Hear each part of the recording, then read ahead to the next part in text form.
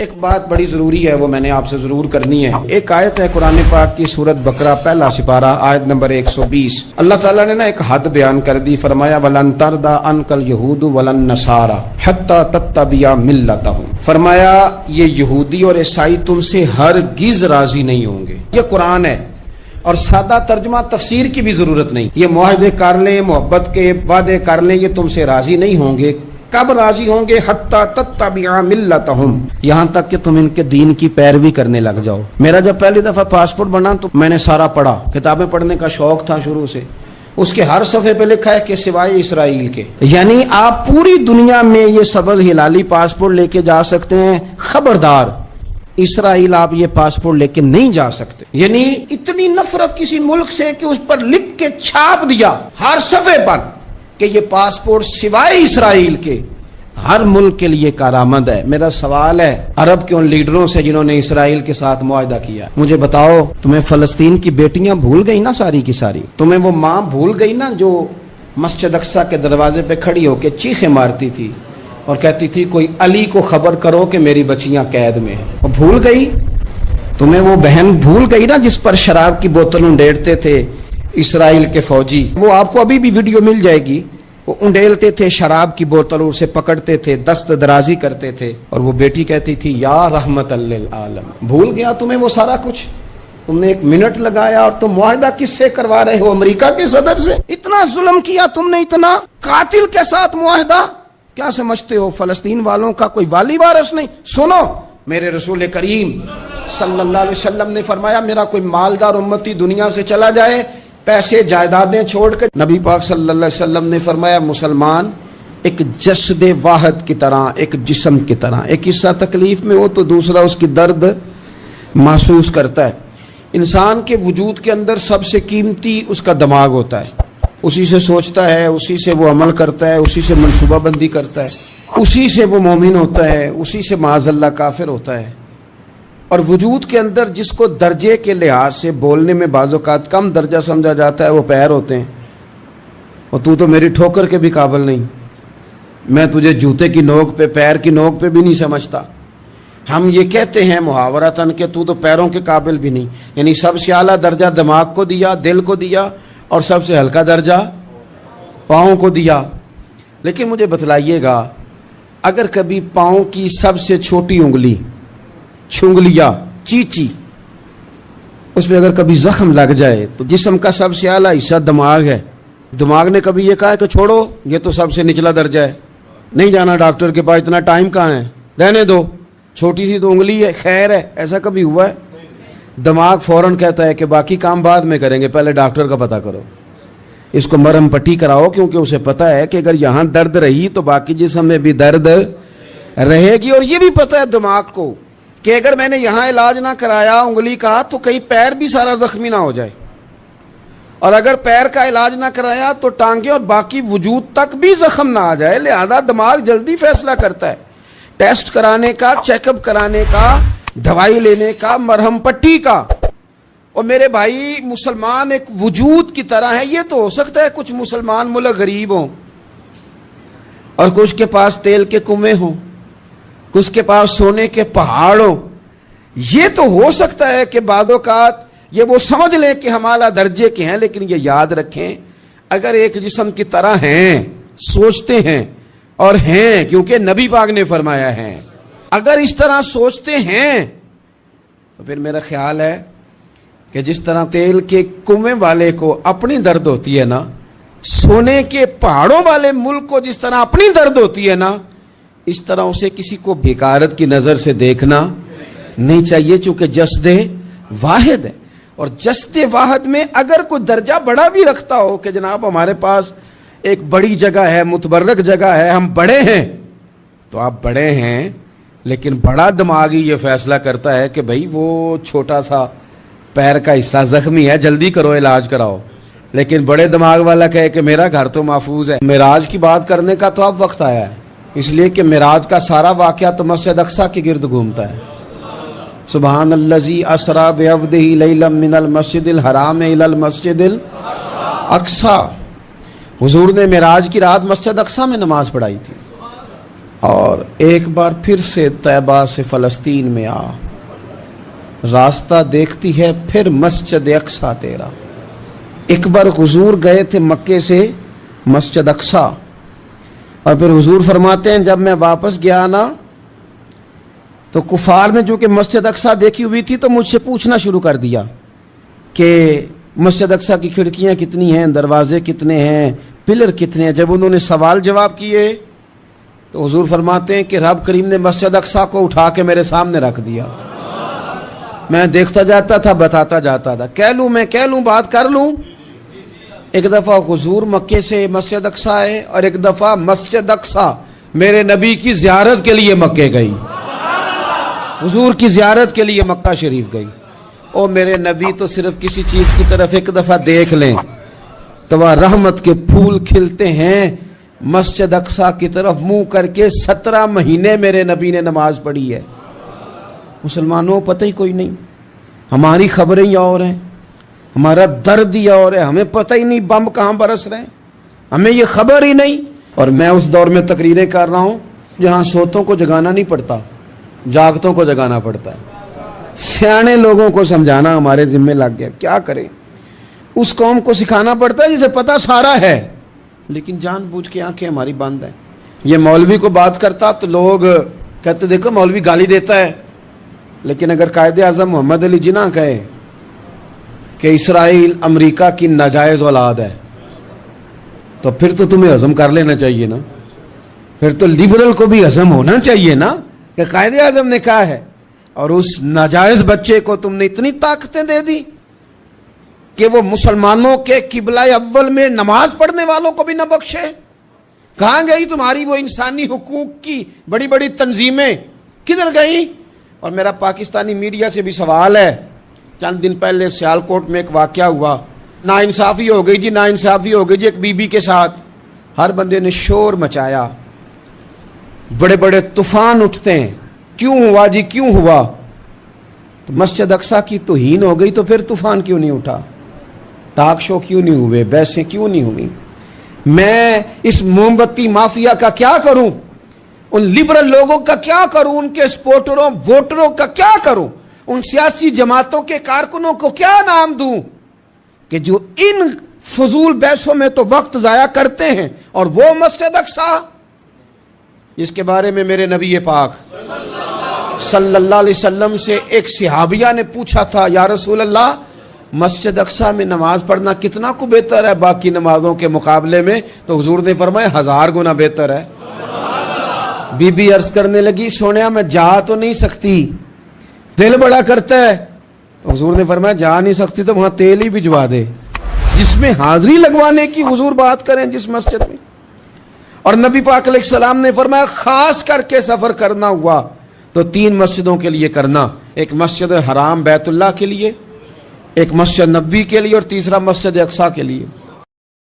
بیت المقدس مسجد اقصیٰ معمولی جگہ نہیں، حضور نے فرمایا 3 سفر کرو تو سمجھنا ہم عبادت کر رہے ہیں۔ کون کون سے؟ فرمایا اگر بیت اللہ جاؤ تو عبادت سمجھ کے جانا، مسجد نبوی کی طرف جاؤ تو عبادت ہے، اور مسجد اقصیٰ کی طرف جاؤ تو یہ بھی عبادت ہے۔ اور فرمایا مسجد اقصیٰ میں جس نے ایک نماز پڑھی اسے 25,000 نمازوں کا ثواب ملے گا۔ اور میرے رسول پاک نے یہ وہ مسجد ہے جس کے ساتھ معراج شریف جڑا ہوا ہے۔ قرآن پاک نے کہا کہ اس مسجد میں سبحان اللہ اسریٰ بعبدہ لیلا من المسجد الحرام الی المسجد الاقصیٰ۔ مسلمانوں قرآن کہتا ہے کہ تمہارے معراج کی شان رسول پاک کی مسجد اقصیٰ سے جڑی ہے۔ جس محبوب کو رب معراج کرائے تو مسجد اقصیٰ میں لا کے کرائے۔ وہ جگہ معمولی جگہ ہے، وہ معمولی جگہ ہے مسجد اقصیٰ۔ نبی پاک نے وہاں نبیوں کی امامت کرائی، 17 مہینے اس مسجد کی طرف منہ کر کے تیرے اور میرے رسول نے نمازیں پڑھی۔ چھوٹی جگہ ہے، اور پوری دنیا کا مسلمان اسے چاہیے شرم سے گڑ جائے۔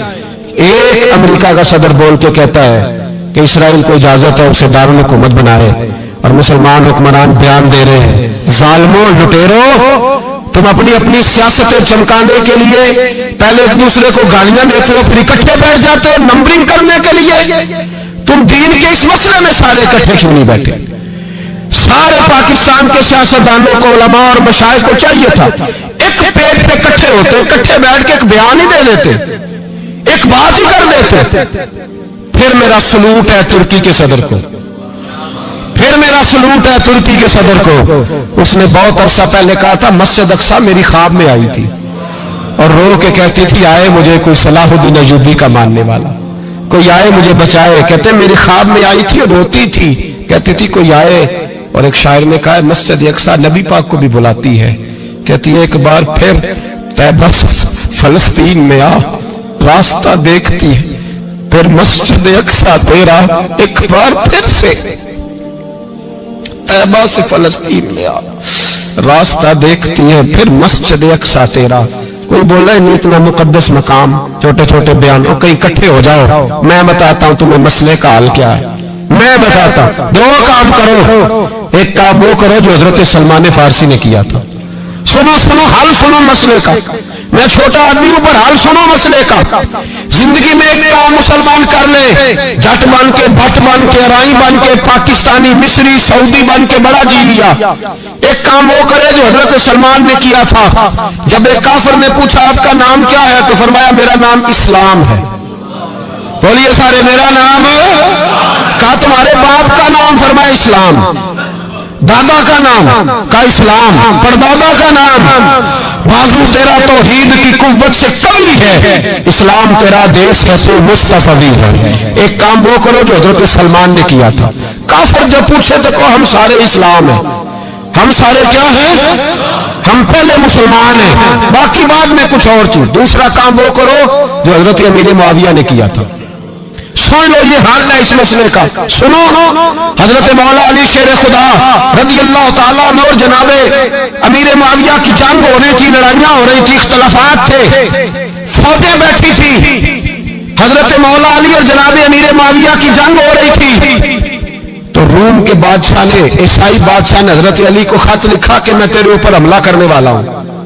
خط لکھا نا حضرت علی کو، تو جواب حضرت امیر معاویہ نے لیا. چاہیے تھا نا مولا علی جواب دیتے. حضرت امیر معاویہ بولے اور بول کے کہنے لگے اور روم کے کتے ہم گھر میں جتنا مرضی لڑے، یہ نہ سمجھنا تو علی پہ حملہ کرے گا تو میں تماشا دیکھوں گا. فرمایا تو علی پہ حملہ کر تو صحیح، علی سپہ سالار ہوگا اور امیر معاویہ اس کا سپاہی ہوگا. گھر میں جتنا مرضی لڑے پر رسول اللہ کے نام پہ ہم اکٹھے ہو جایا کرتے. یہ رسول اللہ کا دین ہے، اس پہ ہم اکٹھے ہیں، یکجان ہیں. فرمایا علی سپہ سالار ہوگا اور امیر معاویہ سپاہی ہوگا. اکٹھے نکلیں گے اور کفر کو بتائیں گے کہ اگر تم مسلمانوں کی طرف دیکھو گے پھر ہم یکجان ہیں. پھر ہم بولیے پھر ہم گنبد خضرا کے سائے تلے ایک ہیں، ایک ہیں، ایک تھے اور ایک رہیں گے. اس لیے یہ دو کام اگر مسلمان کرے، دو کام ٹھیک ہے، اختلاف ہو گئے، بڑا کچھ ہو گیا، لیکن ان سے کہیں کہ جب تم آؤ گے تو پھر ہمیں علیحدہ نہیں پاؤ گے، پھر ہمیں تم اکٹھے پاؤ گے، اکٹھے میدان میں نکلیں گے. اور کوئی اتنی لمبی چوڑی بات نہیں. میں کیا کروں، میرا تو آئیڈیل بنتا جا رہا ہے طیب اردگان. عجیب بات ہے نا کہ اس کے پاس ایٹمی طاقت آپ سے کمزور ہے، آپ کی تگڑی ہے. اس کے پاس جو فوجی طاقتیں ہیں وہ اپنی جگہ پر، آپ کی فوجی طاقتوں کا لوہا مانتی ہے دنیا. لیکن پھر مجھے کہنے دو نا، میدان میں بندہ ایٹمی طاقت سے نہیں لڑتا، ایمان کی قوت سے لڑتا ہے. بول اٹھا ہے نا. کیا کر لیا اس نے اپنی پارلیمنٹ سے خطاب کیا ہے، مطالبہ ہے، علماء سے گزارش ہے، مشائخ سے گزارش ہے، ہر مکتبہ فکر کے آدمی سے گزارش ہے، علماء اور سیاستدانوں سے اپیل ہے کہ پارلیمنٹ کا مشترکہ اجلاس بلائیں. مشترکہ اس میں ہر سیاسی جماعت کا لیڈر بیٹھے اور اکٹھے بیٹھ کے ان کو یہ میسج دے کہ بازو تیرا توحید کی قوت سے کمی ہے، اسلام تیرا دیش ہے تو مصطفی. اور ان کو بتائیں کہ ہزاروں قومیں وجود میں آئیں، دہر میں خشک تر کے رشتے سے ہم نے بنیاد دوستی رکھی، یاد خیر البشر کے رشتے سے. مسلمان ہی نہیں ہوتا. صلاح الدین ایوبی اپنے خیمے میں بیٹھے تھے، بی بی آ گئی. اس قبیلے کا کوئی شخص مسلمان نہیں ہوتا. بی بی آئی، آ کے کہنے لگی میرے 4 بیٹے جنگ میں کھو گئے، چھوٹے چھوٹے بچے جنگ میں کھو گئے، مل نہیں رہے. فوجیوں کو حکم دے مجھے میرے بچے تلاش کر کے دے. صلاح الدین ایوبی نے جھٹ پر سر پہ امامہ باندھا، نیزہ پکڑا، سینے بند باندھا، اپنے جبے کو سمیٹا اور باہر کہنے لگی تو کدھر جا رہا ہے؟ کہنے لگا میں خود تیرے بچے تلاش کر کے دوں گا۔ صلاح الدین چند سپاہی ساتھ ہے، گلی گلی نکلے، گلی گلی فجر کے نکلے، اثر ہو گئی، تھک گئے، 2 نمازیں صحرا میں پڑھی، جنگل کے اندر پہنچے تو ایک کونے میں 4 بچے ایک جگہ ڈرے اور سہمے ہوئے بیٹھے ملے۔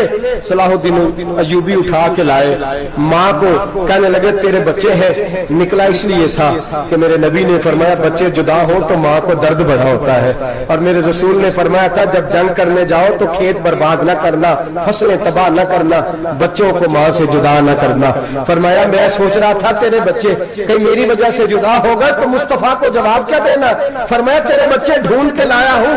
بچے ماں کے پاس آنے لگے تو ماں نے بڑے بیٹے کے منہ پہ تھپڑ مارا۔ کہتا اماں کیا ہوا؟ کہنے لگے تو نے سنا نہیں کہ دشمن کے بچوں کی اتنی حفاظت کرتا ہے؟ میرے پاس نہ جا، اس کے قدموں میں بیٹھ جا۔ جس نبی کے غلام اتنے سچے ہیں وہ نبی کتنا سچا ہوگا۔ بنو قریظہ اور بنو نذیر 2 محلے تھے یہودیوں کے۔ یہودیوں نے بڑی عہد شکنی کی تو نبی پاک صلی اللہ علیہ وسلم نے ان کو بے دخل کر دیا، مدینے سے نکال دیا، مدینہ منورہ سے۔ یہودی نکل گئے مدینہ طیبہ سے، تو جب وہ نکل کے جا رہے تھے تو ان کے مکان، ان کے باغ، ان کی جائیدادیں بچ گئی۔ نبی پاک علیہ السلام نے انصار مدینہ کو پہلے بلایا، جاگ رہے ہیں نا آپ لوگ؟ پیسے آتے کسی کو برے لگتے ہیں؟ اب تو یہ بھی حلال حرام کی تمیز بھی اٹھتی جا رہی ہے۔ جائیداد، باغ، مال، علاقہ خالی ہوا ہے، وہ چلے گئے، لوگ تو ڈھونڈتے پھرتے ہیں۔ اللہ خیر فرمائے، شاملہ جگہ ملتی نہیں ان شہروں میں، وہ کس کس نے نام کرا لیا، کدھر گئی ہے کوئی خبر ہی نہیں، خالی جگہ پڑی ہے۔ میرے نبی پاک علیہ السلام نے پہلے انصار مدینہ کو بلایا۔ حضور نے فرمایا انصاریوں بہت بڑی جائیدادیں یہودیوں کی، بنو نذیر اور بنو قریظہ محلے خالی ہو گئے، میرا دل کرتا ہے وہ تمہیں دے دوں، اس لیے کہ تم نے اپنے مہاجر بھائیوں کے ساتھ بڑا تعاون کیا، جائیدادیں تم نے دے دی ہیں، مکانات دے دیے ہیں، بڑا کچھ تم نے دیا ہے، میرا دل کرتا ہے وہ تمہارے نام کر دوں۔ تو انصار مدینہ سے کہنے لگے یا رسول اللہ دے تو ہم نے دیا ہے پر وہ بیچارے جھچکتے ہی رہتے ہیں، وہ جھچکتے ہی رہتے ہیں، کھول کے ہماری چیزیں استعمال نہیں کرتے۔ تو حضور ہم تو پہلے ہی انصار ہیں، ہمارے پاس بڑا کچھ ہے، آپ مہربانی فرمائیں وہ سارا کچھ مہاجروں کو دے دے دے، مہاجرین کو ہمیں نہیں چاہیے۔ اب چلے گئے بات کر کے، میرے حبیب پاک نے مہاجروں کو بلا لیا، فرمایا بنو نذیر اور بنو قریظہ قبیلے کی جائیدادیں آئی ہیں، تمہارے پاس بظاہر جو چیزیں ہیں بھی وہ بھی انصار مدینہ کی ہیں، تو میرا یہ خیال ہے کہ وہ سارا کچھ تمہیں دے دیا جائے۔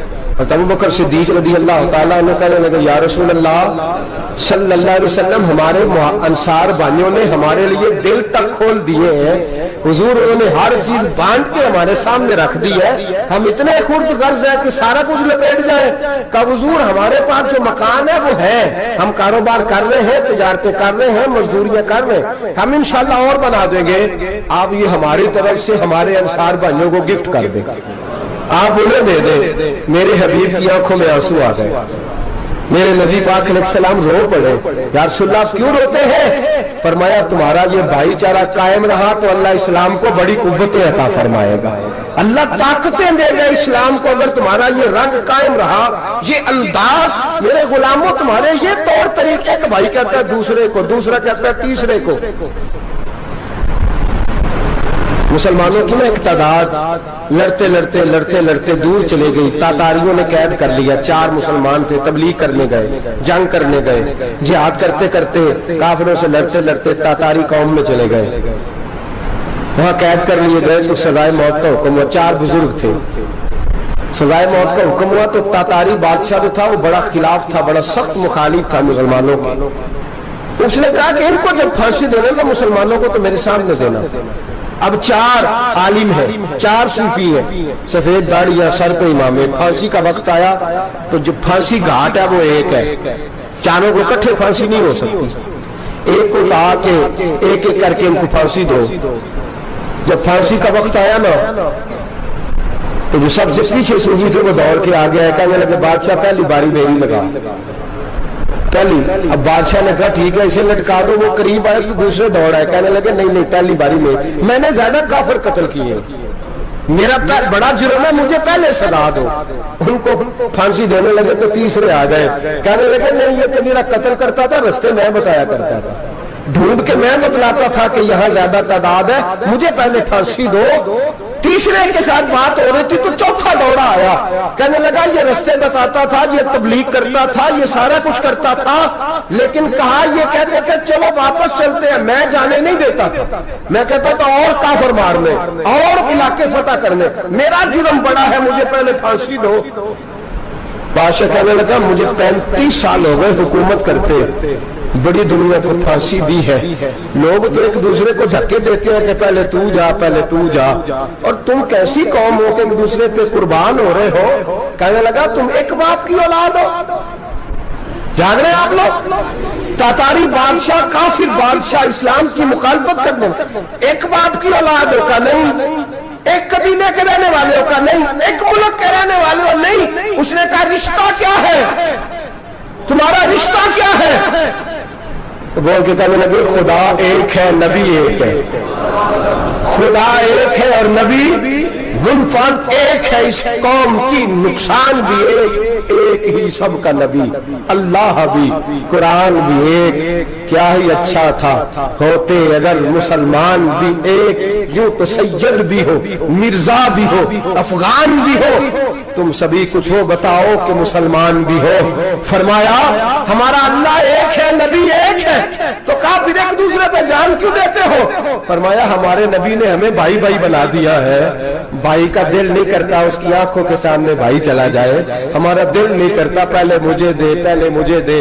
بادشاہ کہنے لگا تمہارا جذبہ مجھے متاثر کر گیا، جاؤ میں تم چاروں کو آزاد کرتا ہوں، تمہیں آزاد کرتا ہوں۔ میرے دوستو یہ رنگ تھا، دیکھیں نا، یہ اس دھرتی نے نظام دیکھا ہے نا، اس فلک نے پہلی بار دیکھا، اس زمین نے پہلی بار، اور میرے حضرت فرمایا کرتے تھے زمین تڑپ کے رہی، اس نے پہلی دفعہ دیکھا۔ احد کا میدان ہے، 3 صحابہ تپتی ہوئی زمین پہ زخموں سے چور چور پڑے ہیں۔ حضرت انس بن نضر رضی اللہ تعالیٰ عنہ پانی کا پیالہ لے کے پہنچے، ایک زخمی سے کہا تجھے پانی پلانا ہے، تو کہنے لگا میرے زخم تھوڑے ہیں، وہ جو ساتھ پڑا اس کے زخم گہرے ہیں، پہلے اسے پانی پلا دے، جا اسے دے دے۔ اس کے پاس پہنچے تو وہ کہنے لگا وہ مجھ سے پہلے گرا تھا، اس کا زخم زیادہ گہرا ہے، اسے پانی پلا۔ تیسرے کے پاس گئے تو کہنے لگا چوتھا تڑپ زیادہ رہا ہے، اس کی عمر زیادہ ہے، میں تو جوان ہوں برداشت کر رہا ہوں، بڑھاپے کی وجہ سے نڈھال ہو گیا، پہلے اسے پانی پلا۔ چوتھا کہنے لگا 5ویں کے پاس جا، 5واں کہنے لگا 6 کے پاس جا۔ حضرت انس بن نضر کہتے میں رو پڑا، میں نے کہا محمد کی غلام رسول نے تمہیں کیسا جذبہ دے دیا ہے، زبانیں پیاس سے باہر ہے لیکن تمہاری اخوت مرتے دم تک قائم ہے۔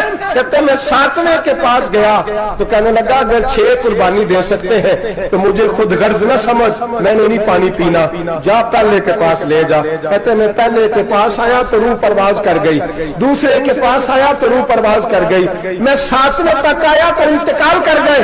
کہتے ہیں پانی کا پیالہ میں نے اٹھایا اور میں نے زمین پہ رکھا تو میں نے کہا پانی گوا رہنا، محمد کے غلام مر تو جاتے ہیں پر ایک دوسرے کا خیال بڑا رکھا کرتے ہیں، گوا رہنا یہ مر جایا کرتے لیکن ایک دوسرے کا درد۔ میرے دوستو لٹا ہوا برما، روتے ہوئے مسلمان، سسکیاں اور آہیں لیتی ہوئی مائیں پوچھتی ہیں اے خاصا اے خاصان رسول وقت دعا ہے، امت پہ تیری آ کے عجب وقت پڑا ہے، وہ دین جو بڑی شان سے نکلا تھا وطن سے، پردیس میں وہ دین آج غریب الغربا ہے، فریاد ہے اے کشتی امت کے نگہباں، بیڑا یہ تباہی کے قریب آن لگا ہے۔ اور کیا خوبصورت جملے کہے تھے کہ نبی پاک صلی اللہ علیہ وسلم نے حضور نے فرمایا تھا میرا مومن ایک جان کی طرح ہوتا ہے، ایک جان کی طرح ہوتا ہے، ایک کو تکلیف ہو جسم کے ایک حصے کو سارا حصہ پریشان ہوتا ہے، فرمایا یہ ایک مکان کی طرح ہے، ایک اینٹ دوسری اینٹ کو مضبوط کرتی ہے، فرمایا یہ مضبوط لوگ ہیں، یہ مضبوط لوگ۔ حضرت عمر فاروق کا زمانہ ہے، ایک آدمی نے سیری بھیج دی ایک گھر میں بطور تحفہ، قحط کا زمانہ تھا، گوشت ملتا نہیں تھا، جانور، ایک آدمی نے سیری بھیج دی ایک آدمی کے گھر میں۔ اس نے کیا کیا؟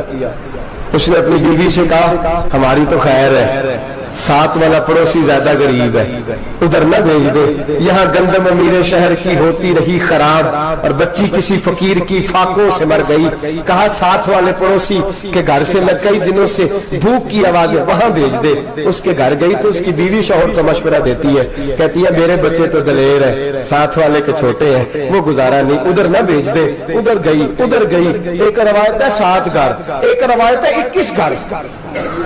21 घरों में घूमती हुई वो शरीफ फिर पहले के घर में आ गई और पहला शादी कहने लगा, सिर्फ तू नहीं मोहम्मद का कलमा नहीं पढ़ा, बाकी 20 ने भी पढ़ा हुआ है। सिर्फ तू नहीं रसूलुल्लाह से ये दर्श नहीं लिया, बाकियों ने भी लिया है। और सिर्फ तेरे अंदर ही जज्बा इज़हार नहीं, तू ही सिर्फ मुसलमानों से प्यार नहीं करती, सारे प्यार करते हैं। वो शरीफ फिर आ गई, अब क्या करना है, अब क्या करना है?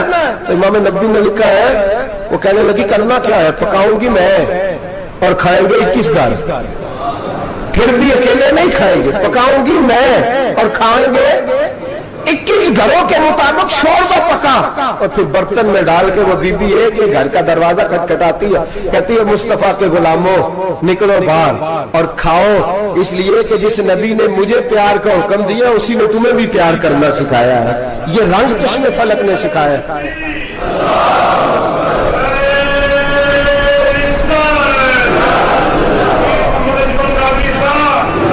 आपकी बड़ी मेहरबानी, जिंदाबाद वही है जिसको अल्लाह रसूल जिंदाबाद फरमाए, बड़ी मेहरबानी, अल्लाह जज़ा दे। अर्ज ये करने जा रहा था कि रसूल करीम सल्लल्लाहु अलैहि वसल्लम ने पैगाम दिया उम्मत को। फरमाया देखे ना कितने बड़े लफ्ज है, ये नहीं फरमाया दोज़ख में जाएगा, ये नहीं फरमाया कि उसे जहन्नम की सजा मिलेगी। मेरे नबी ने फरमाया मैं उसे मोमिन मानता ही नहीं, मैं उसे मुसलमान अपना मानता ही नहीं। हुजूर किसे? फरमाया जो पेट भर के खाता है और उसका हमसाया भूखा सो जाता है, मैं मोमिन ही नहीं मानता। सजा तो तब मिलेगी ना कि जब मैं किसी सजा का ऐलान करूं, मैं मानता ही नहीं, तो मेरा है ही नहीं, खुद पेट भर के खा रहा है, हमसाया उसका भूखा, मैं नहीं मानता। इन्नमल मुमिनूना इख्वा, मोमिन भाई भाई, मैं मानता ही नहीं उसे। और मेरे हबीब पाक इतने बड़े लफ्ज हदीस में और कहीं नहीं मिलेंगे आपको, इतने बड़े जुमले कहीं नहीं मिलेंगे। मेरे नबी पाक ने फरमाया अल्लाह कहेगा क़यामत के दिन, कौन इतने बड़े लफ्ज हदीसों में मिलते नहीं जितने ये है। हुजूर ने फरमाया रब फरमाएगा बंदे से कि मैं तेरे पड़ोस में भूखा था, तूने मुझे रोटी क्यों नहीं खिलाई? कौन कह रहा है? अल्लाह कह, मैं भूखा था तूने रोटी नहीं दी, मैं नंगा था तूने कपड़ा नहीं दिया, मैं प्यासा था तूने पानी नहीं पिलाया, मैं बीमार था तू तीमारदारी। या अल्लाह ना तू खाता है, ना पीता है, ना कपड़ा पहनता है, ना तू बीमार होता है, ना ताखुज़ुहु सिनतुन वला नूम, तुझे बीमारी आती नहीं, ऊँग नींद नहीं आती, मेरे मालिक तू मेरे पड़ोस में था। तो हुजूर फरमाते हैं रब फरमाएगा वो जो बंदा तेरे पड़ोस में भूखा था तो बंदा तो मेरा ही था ना, वो जो बंदा तेरे पड़ोस में नंगा था तो बंदा तो मेरा ही था ना, वो जो तेरे पड़ोस में प्यासा तड़पता रहा तो वो मेरा ही बंदा था। तू दवाई लेने जाए तो बड़े अस्पताल में और उस बेचारे को 20 रुपए पर्ची के भी मुयस्सर ना आए तो मेरा ही बंदा था। मेरे दोस्त ख्याल कर और याद रख, ये जो हमसाये ममालिक में जुल्म होते हैं, ज्यादतियां होती हैं, हमारे घर का पंखा अच्छा चलता है, हम जुलूस उस वक्त निकालते हैं जब हमारी लाइट बंद होती है, हम जुलूस उस वक्त निकालते हैं जब हमारा एसेट जो हमें तंग करता है, हम उस वक्त दर्द महसूस करते हैं जब हमारे घर तक आग आ जाती है। ये जो बाहर आग जल रही है ये तेरे घर भी आ सकती है, ये जो बाहर फसाद हो रहा है ये तेरे दरवाजे तक आ सकता है। मेरे रसूल पाक ने एक जान, मुसलमान को एक जान करार दिया। मुझे बताइए उंगली को काट लग जाए, मुसलमान एक जान है ना, उंगली को लग जाए काट, दिमाग कहता है मैंने नहीं सोचना इसके बारे में, मैंने इसके दर्द को महसूस ही नहीं करना, उंगली के दर्द उंगली जाने, उसका काम जाने, ऐसे ही होता है ना।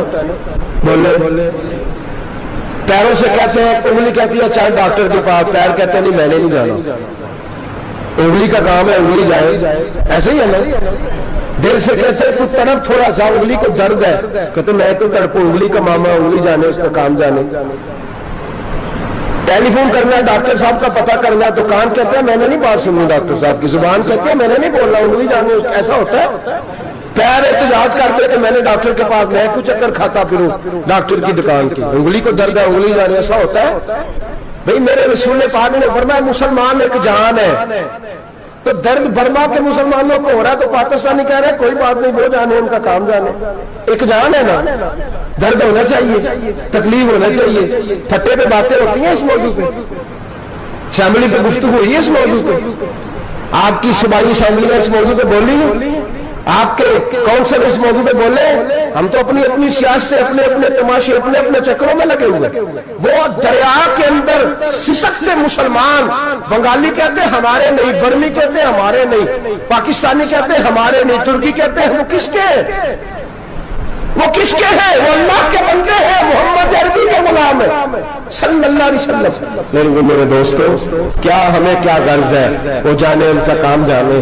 یہ جب تیرے پیروں تک آگ آئے گی پھر تجھے پتہ چلے گا یہ بڑی سخت آگ ہے. آج جس کافر نے برما پر عرصہ دراز تنگ کیا ہے، مسلمان تھوڑے تھوڑے مفاد لینے کی خاطر نا بنو عباس اور بنو امیہ کی جنگ چل رہی تھی. بنو عباس جو تھے وہ غالب آ گئے، بنو امیہ جو تھے ان کی حکومت ختم ہو گئی. تو عیسائیوں نے بنو امیہ سے کہا کہ ہم تمہارے ساتھ تعاون کرتے ہیں، ہم تمہارے ساتھ تعاون کرتے ہیں اور بنو عباس پہ غلبہ پا کے تمہیں حکومت دلاتے ہیں. بنو امیہ بڑی جدوجہد کر رہے تھے بادشاہی کے لیے، لیکن انہوں نے کہا کہ ہم لڑ رہے ہیں، کوشش کر رہے ہیں، لیکن ہمیں کسی کافر کی مدد کی ضرورت نہیں. ہم جتنا مرضی لڑیں لیکن کافروں کے ہاتھوں بنو عباس کو مروانے کو ہم تیار نہیں. ہمیں خبردار، تمہارا آپس کا معاملہ ہے، ہم خود نمٹ لیں گے، تمہیں اجازت نہیں دیتے تم اندر کودو اور کود کر کے تم فسادات پیدا کرو اور مسلمانوں کے اندر تقسیم کرو. میرے دوستو، مسلمان کو سوچنا چاہیے، سوچ بڑی رکھنی چاہیے. گھر کی جنگ سے نکل آ، اب بہو ساس کے جھگڑے سے باہر آ جا، اب محلے کی سیاست چھوڑ کے باہر کا سوچ. اب اسلام کو تیری حاجت ہے.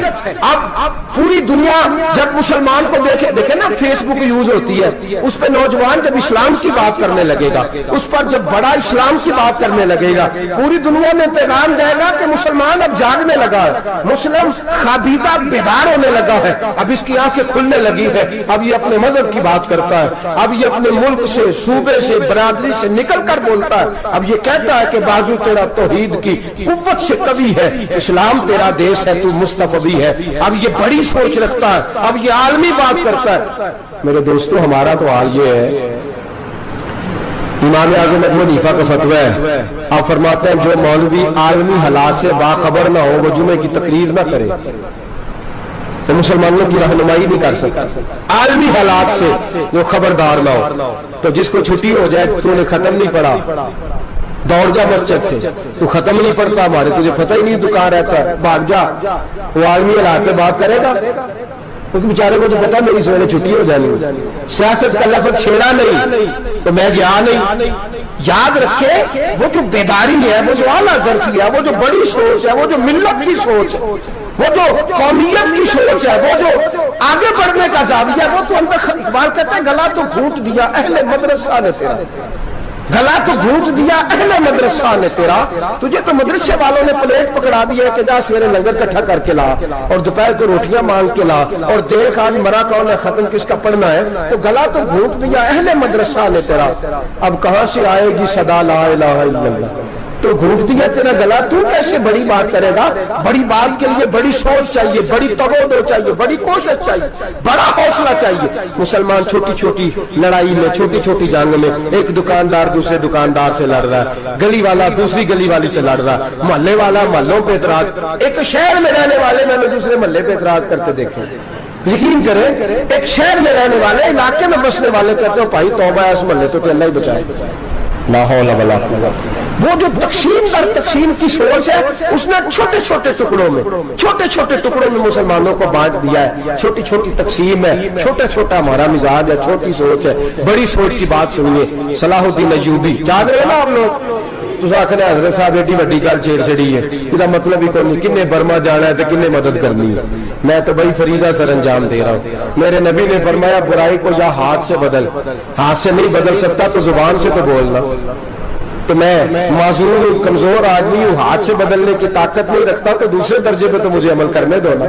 اثر کرے نہ کرے سن تو لے میری فریاد، نہیں ہے داد کا طالب یہ بندہ آزاد. رونے تو دو، تڑپنے تو دو، آہیں تو بہانے دو، سسکیاں تو لینے دو، مار کھائیے تو تڑپنے تو دو. وہ قرآن پاک برما میں پابندی لگی ہے تو میں یہاں سوچنے لگا ہوں کہ وہاں تو پابندی لگی ہے، یہاں پہلے ہی لوگ کوئی نہیں پڑھتی. معاذ اللہ تعالیٰ حالات دن بدن مسلمانوں کے لیے ایک ایک کر کے. افغانستان میں جو آگ لگی تھی، پھر وہ عراق میں بھی لگی، پھر وہ لیبیا میں بھی لگی، پھر وہ مصر میں بھی لگی، پھر وہ یمن میں بھی لگی. सऊदी अरब में धमाके हुए, मेरा दिल तड़पा है, मुझे परेशानी हुई, मैं बच्चे पास थे, मैं बड़ा डिस्टर्ब हुआ। मैंने कहा यार ये हमारा सबका इजमाई अकीदत का मरकज है, हम कम से कम 1000 इख्तलाफ के बावजूद कहा करते थे कि अरब में अमन है यार, वहाँ सुकून है, वहाँ दुकानें खुली छोड़ के लोग चले जाते हैं, वहां भी फसाद होने लगा, वहां भी आग बढ़ गई है। लेकिन हम सिर्फ छोटी छोटी करके जब आग बुझाने की कोशिश करेंगे उस वक्त आग नहीं बुझेगी। जब हर आदमी अपने प्याले में पानी लेके आएगा, हर शख्स अपने घर की नल चलाएगा, हर शख्स नलका चलाएगा और पानी निकाल के ये आग बुझाएगा, तब ये आग बुझेगी। हर आदमी को किरदार सोच बड़ी करे, नजरिया बड़ा करे, मिल्लत की बात करे, मुसलमान होके सोचे, मुसलमान होके सोचे खुदारा निकले ये घर के झगड़ों से, थोड़ी देर के लिए अपने आप को बड़ा करे, बड़ी सोच आप बनाए। जब दोस्तियां लगाएं, गिराने लगाएं, तो छोटे मोटे हिसाब से बचे। बाबा बुल्ले शाह साहब फरमाते कोरे वर्क किताब नहीं होंगे, कोरे वर्क किताब नहीं होंगे, पत्थर दिल गुलाब नहीं होंगे, और बुल्लिया यारी सोच के लाई यारा नाल हिसाब नहीं होंगे।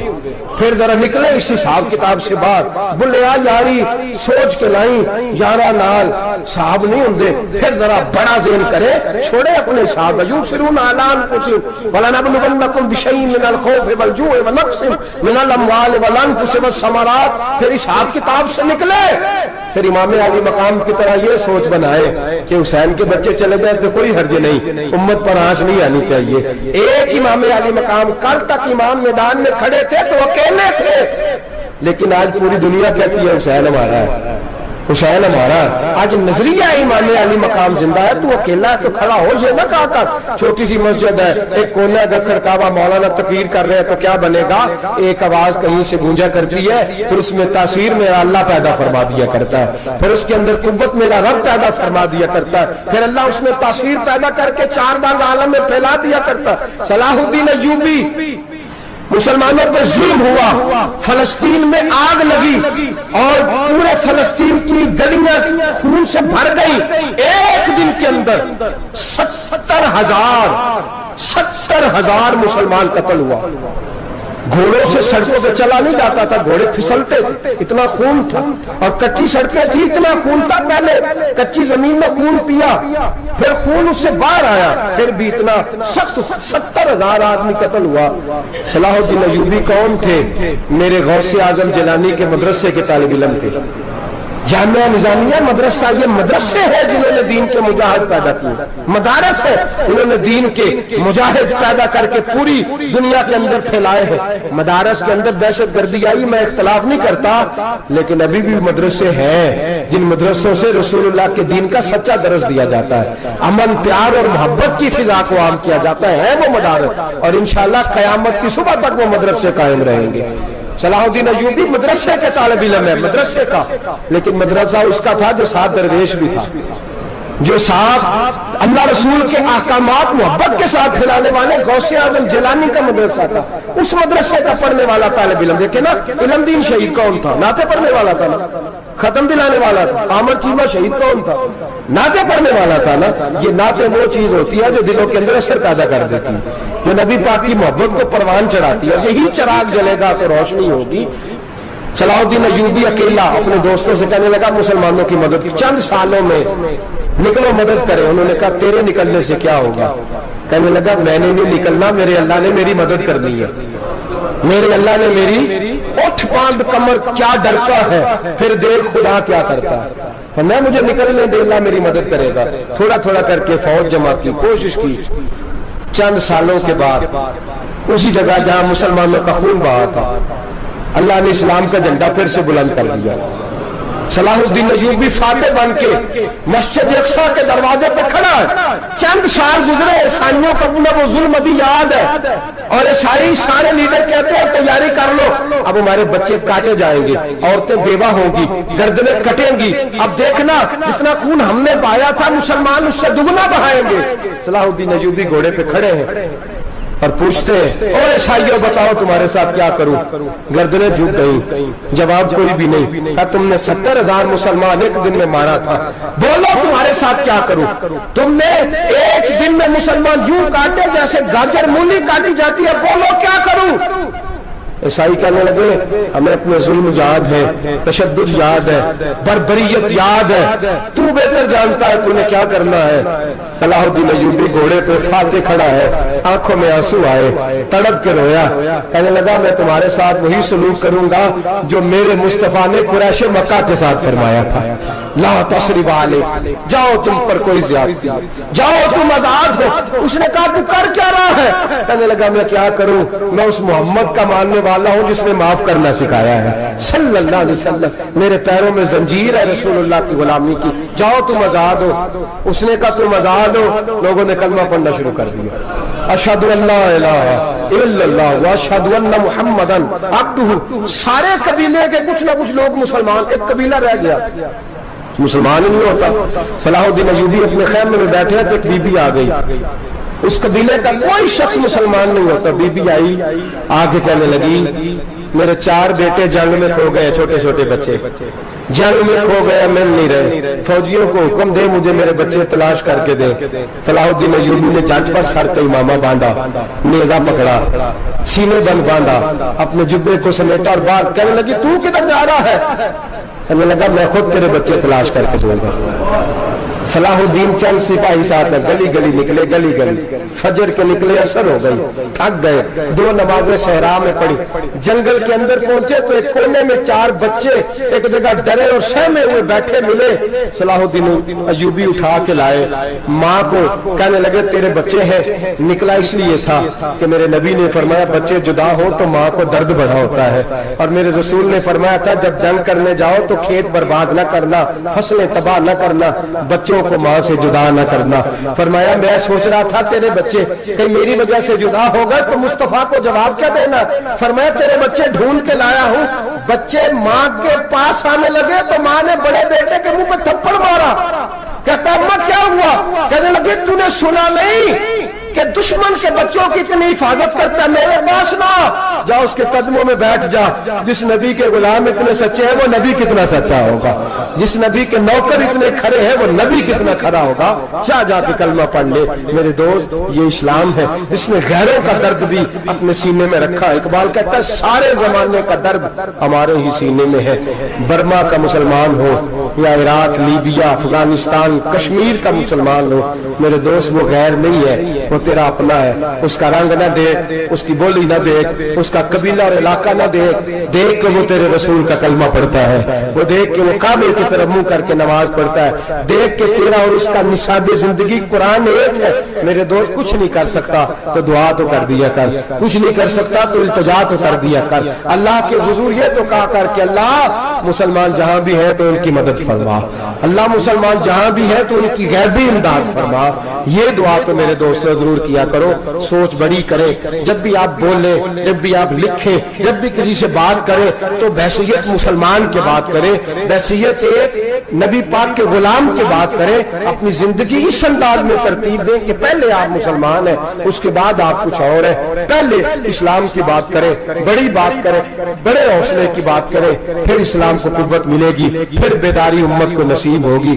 اللہ کریم برما کے مسلمانوں کو اپنی رحمت کی ٹھنڈی چھاؤں نصیب فرمائے، ہمیشہ مدحت خیر الانام میں گزرے، دعا ہے یہ عمر درود و سلام میں گزرے۔ آخر دعوانا ان الحمدللہ رب العالمین۔